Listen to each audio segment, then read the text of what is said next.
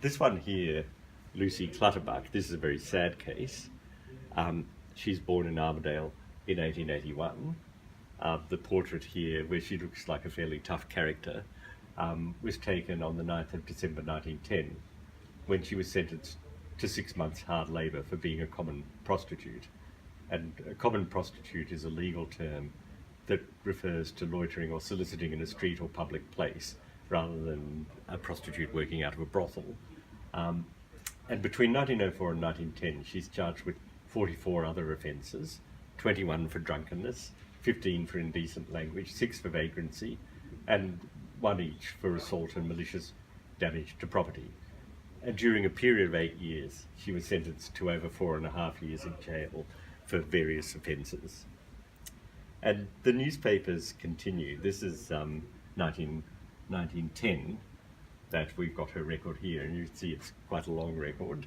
But if you look at the newspaper records, she continues to be reported for convictions for vagrancy, indecent language, drunkenness and assault up until 1928. And the record then falls silent. She's recorded as dying in Orange in 1942, and it seems likely that she was probably committed to the Bloomfield Mental Hospital in Orange. Mm-hmm.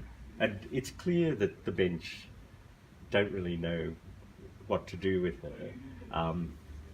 In 1904, they sent her to a Salvation Army home in Sydney in the hope that they'll be able to reform her, but it doesn't work. She returns to Armidale.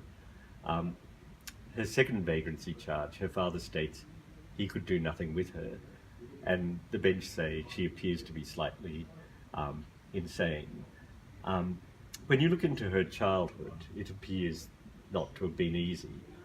In 1885, her father's prosecuted for beating her with a horsewhip for plucking flowers from a neighbour's garden, and in 1889 he's fined 2 shillings and 6pence for failing to send her to school.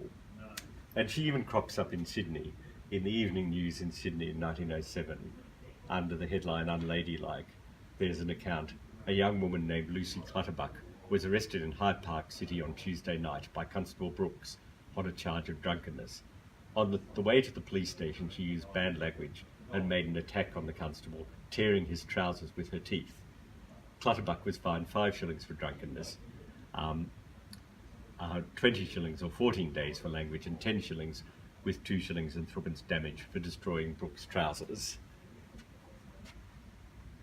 And so she's an example, I suppose, where the social welfare net has hopefully improved, and people with serious mental health issues get better looked after.